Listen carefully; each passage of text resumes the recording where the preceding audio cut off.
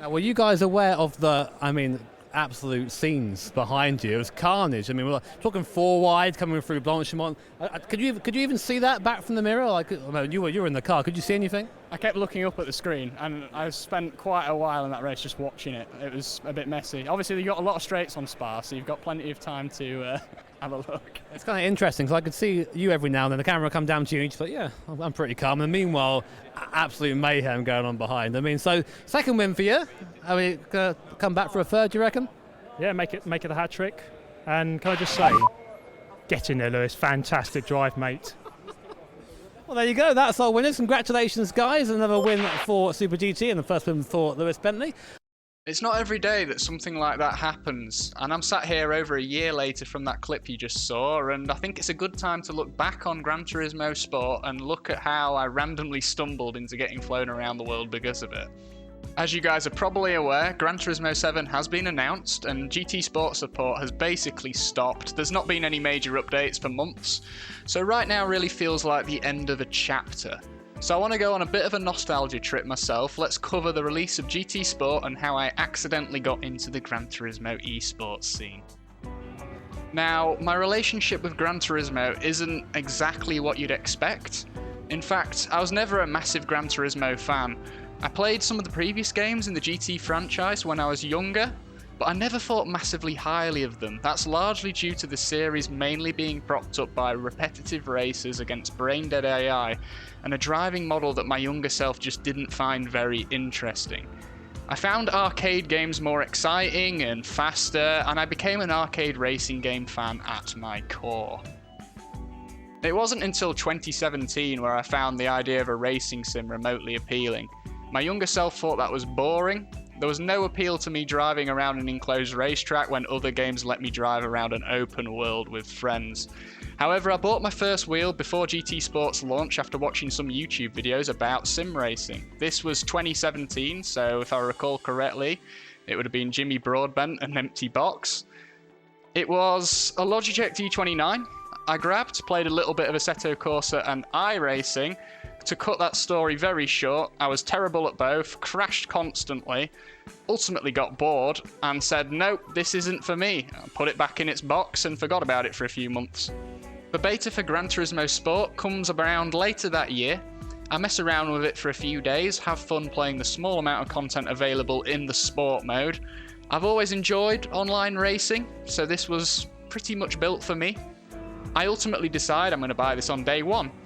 Between the end of the closed beta and the release of GT Sport, I mess around with sim racing a little bit more, firing up Assetto Corsa once more, but nothing major until Gran Turismo Sport releases later in the year. So, GT Sport launch day then.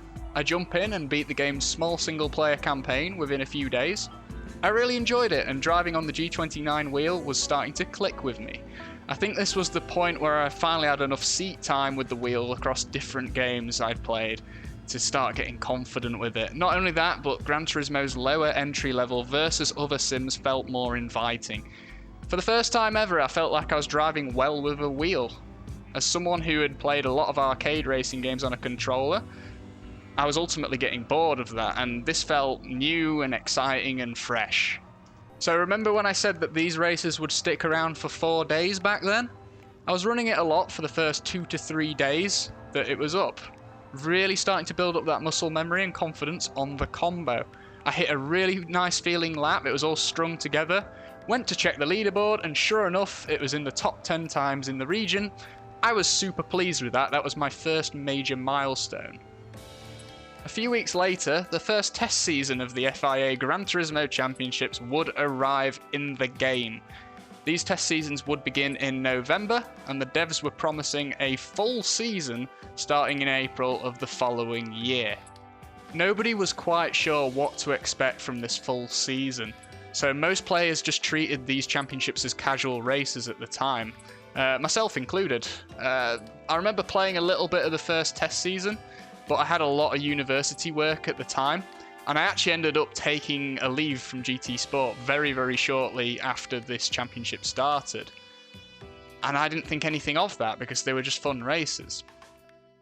I come back about 10 weeks later in late January 2018, and now my workload's a lot lighter. I've got a lot more time in my hands, I'm excited to get back into using the wheel again. It was now test season 10, as these test seasons used to run weekly, so I had missed 9 of them already.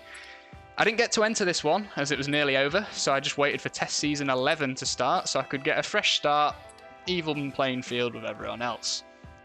I've given you all the boring context now, so let's get into where things start to get a little bit spicier. So there used to be something called the Top 24 Superstars race, which during the test seasons was a weekly occurrence. It was at the end of each season. What these races did is put the 24 highest rated drivers who entered that race up against each other, and it was only those 24 drivers that were able to compete in that race. What you're seeing right now is Tidgney's point of view of my first ever Top 24 Superstars race.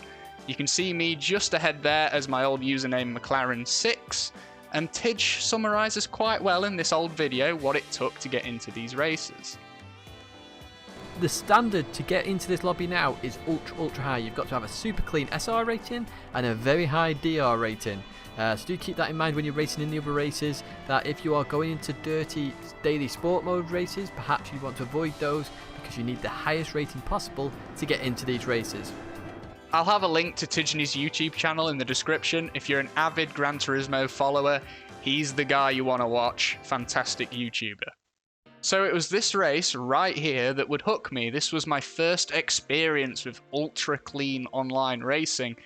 The fierce competition and the intensity of longer races, the fact that it felt like an event, it felt special as only the top drivers were in this race, and it was only once a week. If you made a big mistake in these races, you were done until next Saturday and into the next one.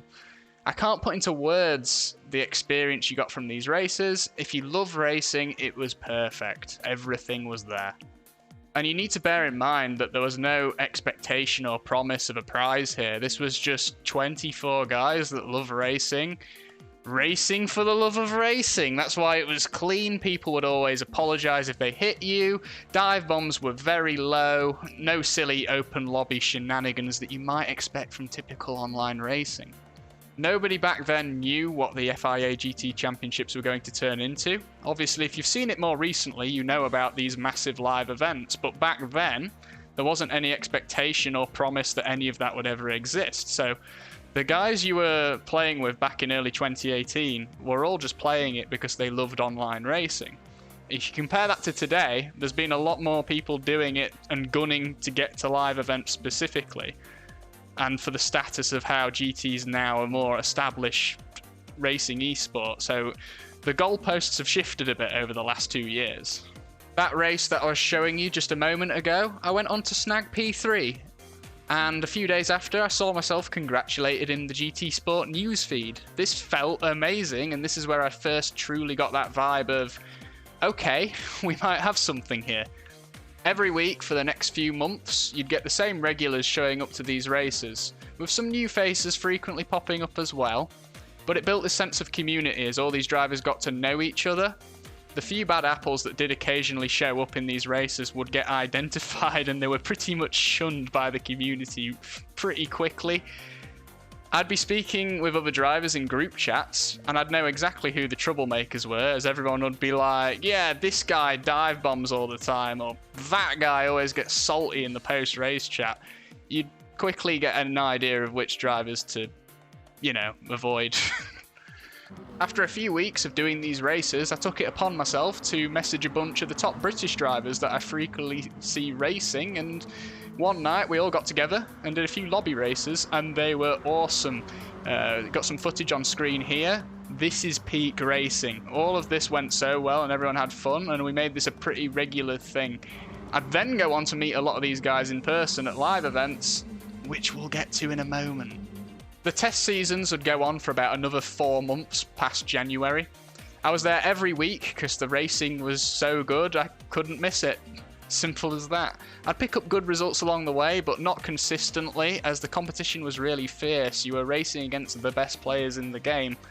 It took me participating in 13 test seasons and giving a lot of effort across all of them, which is 13 weeks, before I finally won one. I'd racked up a few second and third place finishes at this point, and it was the top 24 race in test season 23 where I finally got the gold. I don't often save that much gameplay footage from the past, and anything I tend to hold on to is something that's pretty special to me. So you can see here, coming onto the final lap of the race, we overtake Twizzy here, who was on a one-stop pick strategy, and I went for a two-stop strategy. So I've got much fresher tyres on my car, and Twizzy's tyres are absolutely cooked. So he goes wide into turn 1, and we swoop through there and finish the rest of the lap. Coming up to the finish line, burn that small track limit penalty I've been carrying, and we cross the line to take the win. We won a top 24 Superstars race. Back then, this was the pinnacle of what you could achieve in GT Sport. This was the top of the mountain, and it felt like I'd checked the biggest thing off the GT Sport bucket list, if you will. This would, however, very quickly become not the biggest thing on the GT Sport bucket list.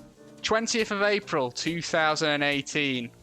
An interesting email slides into my inbox, along with many of the other competitors that have been racing in these top 24 Superstars races over the last 4 months.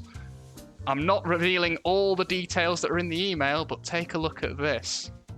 Dear Gran Turismo Sport player, we are delighted to announce that the FIA Gran Turismo Championships will soon be underway. To mark the start of the championships, Polyphony Digital will host a Gran Turismo European Open Live race event at this year's Nurburgring 24-hour race. As one of the leading Gran Turismo sport races in Europe, we would like to know if you'd be available to attend this event and compete in a special Nations Cup competition and exhibition manufacturer Fan Cup endurance race. Should you be available and selected to attend, we would arrange travel for you to the Nurburgring on Wednesday the 9th of May. The live GT Sport racing would take place on Thursday, Friday and Saturday night. Between racing and on Sunday, you'd be free to enjoy the N24 race as our guest. Return travel will be arranged for Monday morning. Once we know which players can attend, we will select participants as appropriate to participate in the event. Just to be clear, this email is not confirmation, blah blah blah. If you're selected, we will take care of your travel arrangements, booking and paying for necessary flights and hotel accommodation. Please let us know. Thank you for enjoying Gran Turismo Sport. Polyphony team. I think you can imagine the reaction from people who received this email. We knew the competition was starting in April, but a detail that was conveniently left out was that it would be the races leading up to April that got you invited to the first event. I remember our group chat exploding at the time. People were in disbelief. I remember a couple people, actually, they questioned whether it was a scam or not. But an all-expenses paid trip to the Nurburgring, that's not bad. Just playing a video game that you enjoy. A few days later, I'd get the email that I was going. Tickets would be booked, fly out at the start of May. We knew we'd be there for about 5 days, but details other than that were pretty much a mystery. The first thing that happened when we arrived on site at the Nurburgring was Kaz was there to greet everyone. We had a meeting to basically explain to us what we were going to be doing for the next few days, as we still didn't have that clear of an idea. Nobody was able to practice for any of the races at all because we only received the rulebook and the driver's briefing upon landing in Germany. Now, obviously, this was the first time you could put some names to faces of most of the drivers that you'd been racing online for the last few months. You sort of had to go around speaking to people and asking what their PSN username was and matching them up. Exploring around the Nurburgring was really cool. We spent a lot of time in a pretty high-tier hospitality lounge where there was free food and drink basically the entire time. And out of that lounge, there was a bridge that went directly into the Turn 1 grandstand of Nurburgring GP. And yeah, we got to watch the start of the 24-hour race, the vast majority of it, to be honest. We had paddock passes, and we got to do the grid walk. All a great experience. If you're not aware, the amount of money that Polyphony Digital and Sony spend on these events is insane. And the first time out without knowing what to expect, it was a shock. I only needed to spend €20 the entire time I was there. We were there for 5 days. Food, drink, accommodation, flights, all free, but none of them are cheap either. They're given to you for free, but it's all like expensive stuff, and it's like, whoa. Let's get into some racing then. We were there to take part in a Nations Cup and Manufacturer Series exhibition competition. In the Nations Cup, we had to drive the X2014 Junior, which was a car I had never touched before. And it drives in a really weird and unintuitive way. If you've driven the X2014 Junior in GT Sport, you will know what I'm talking about. So I did absolutely horribly. I ended up 6th, I think, in the first race of the Nations Cup. Got eliminated immediately. Not much else to add there. It was just not my day. Other drivers were better. That's how it goes. That's competition. The next day, however, it was the Manufacturer Series. This went a lot better. I got randomly given the Renault RS01 GT3 car. This car's really slow on straights, but handles really, really well. But it's very rough on the tyres. A Manufacturer Series race is different to the Nations Cup in that the Manufacturer Series is a team effort between 3 people. The race consists of 2 or more pit stops, and in the pit stops you do your driver switches. The first race was at Monza. We qualified in last position due to the car's absolutely woeful straight line speed. During the race, however, the other teams found themselves getting caught up in battles and making big mistakes, and we didn't. We were able to avoid all that. We quickly made our way up the field. I was in the car for the first stint, and making up these positions pretty quickly felt good. It was surprising how quick we were making up ground, and I pitted around the end of lap 5 here after gaining 6 positions to pass the car off to my 2 teammates. A much better start for me than the Nations Cup the day before. We'd bring it home 20 minutes later in 2nd place with TRL Aug at the wheel. If you've played or watched some Gran Turismo before at a high level, you'll know TRL Aug. He's a great driver and he puts fun and enjoyment first in his racing. This race wasn't worth any points and it merely set the grid for the second race, which is stupid, and I stand by that today. But it was all down to the second 60-minute race at the Nurburgring 24-hour track to determine everyone's finishing positions for the entire event in the Manufacturer Series. Drivers had to get into the car the same order as race 1, which meant that I was starting out first again in the Renault, but this time 2nd place on the grid, so very near the front. For the first few laps, we appear on the broadcast a lot because we're in the action, and this is a rarity for me historically at events, so I'll go ahead and play some clips. Back to this now, through the compression, car hits the ground hard, up the hill, throw it to the inside, throw it to that curb, don't touch it too much. So I found that yesterday if you touch that curb, you go wide and you crash, and now slow it all down to be nice and tidy through this section. Very important for lap time and very important to get this right-hander right, because it comes right up onto a fast section. As here we go, the BMW and the Renault are side by side. Philippe Nicolet and Lewis Bentley. Well, Lewis Bentley, what a fantastic run he's having. He's not had the best of confidence so far this weekend as they now head down towards the chicane. Yeah, hearing Lewis talk about his last race, he said he made up 6 positions in his stint. He was buzzing. I saw him. He was shaking when he came to us after the race. So now I've been looking to cement that performance. Somebody went out of the Nations Cup very early, so looking to really prove himself here in the Manufacturer Series. BMW nearly sideways, and here it is on screen. Toyota and Porsche being investigated. Lewis Bentley is going to just probably, knowing Lewis, having spoke to him throughout the week, I think he'll just stick behind the BMW now, unless there's a real clear opportunity down the long straight to make a pass. Well, we'll see, because Lewis was very happy with his pace on the Nordschleife, and the last thing you want around here is someone in front of you slapping about 5 or 6 seconds a lap slow. You just sit there frustrated, frankly. But now coming down to the long run down to the end of the first sector, you see that the Renault is just deep in the slipstream of the BMW. We were doing all right, but unfortunately our second driver had a spin around the halfway mark. This put us out of podium positions, and unfortunately the camera did not catch it, and then we weren't really shown for the rest of the broadcast because we were now out of contention for those front positions. This is a shame because TRL Aug drove an absolutely amazing stint for the final 2 laps. It's like the last 20 minutes of the race. He was the fastest man on the circuit, and we don't have the footage of it.